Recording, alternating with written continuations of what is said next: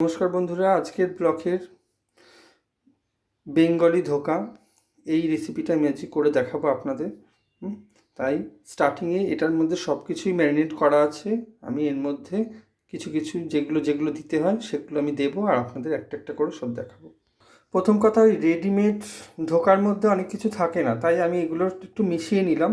কালো জিরে, একটু মৌরি, একটু হলুদ, একটু চিনি, আর একটু হিং। এরপর আমি এর মধ্যে একটু গরম জল অ্যাড করে একটু বাটারটা বানিয়ে নেবো। ধোকার ব্যাটারটা আমি এরকম করে নিয়েছি। কি কি উপকরণ আমি নিয়ে নিয়েছি: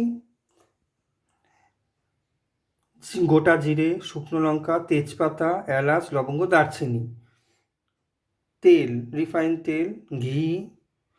আচ্ছা, এর মধ্যে আমি আছে আদা বাটা, চালমগজ, একটা শুকনো লঙ্কা, আর ব্যাস এইটুখানি। আর এখানে আছে কাশ্মীরি মির্চ, গুঁড়ো লঙ্কা, ধনে জিরে, হলুদ, আর কেটে রাখা আলু। কড়াই তেলটা দিয়ে পরিমাণ মতো আমি এই ব্যাটারটা দিয়ে একটু ভালো করে একটু ড্রাই করে নেব। এই যে ব্যাটারটা আমি এরকম করে ড্রাই করে নিয়েছি। এরপর আমি থালাতে এটাকে ঢেলে নেব। একটা কাঁসার থালাতে আমি একটু তেল মাখিয়ে নিয়েছি। তারপর এই ব্যাটারটা আমি এর মধ্যে দিয়ে একটু চেপে চেপে দিয়ে দেব। দেখুন, আমি একটা কাঁসার থালায় এইরকম করে এটাকে আমি সাজিয়ে নিয়েছি। এরপর এটা আধ ঘন্টা আমি একটু ঠান্ডা হতে দেবো। আধ ঘন্টা পর আমি কাটবো একটু সাইজ করে। ননস্টিকে আমি তেল দিয়ে দিয়েছি। এরপর আমি আলুগুলো ভেজে নেব। আলুগুলো আমি ভেজে নিচ্ছি। আলুগুলো একটু লাল না হওয়া পর্যন্ত আমি ভাজবো। আলু আমি ভেজে নিয়েছি।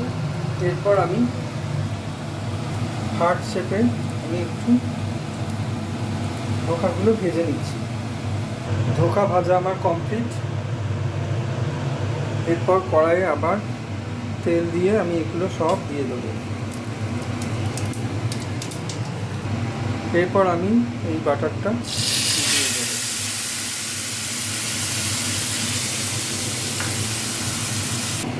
পরিমাণ মতো একটু সামান্য চিনি দিয়েছি, আর একটু নুন দিয়ে দিলাম।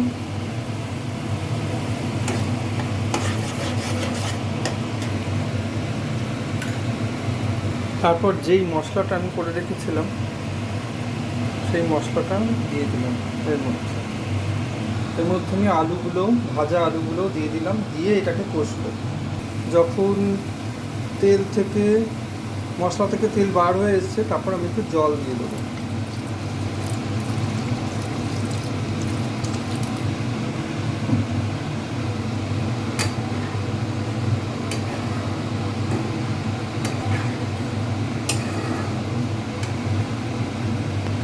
ধোকাগুলো আমি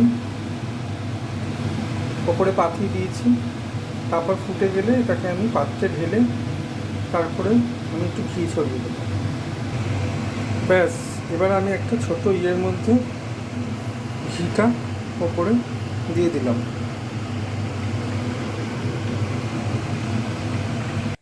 আমার ধোকার তরকারি রেডি। এবার আপনারা বাড়িতে ট্রাই করবেন, ভালো লাগবে আপনাদের।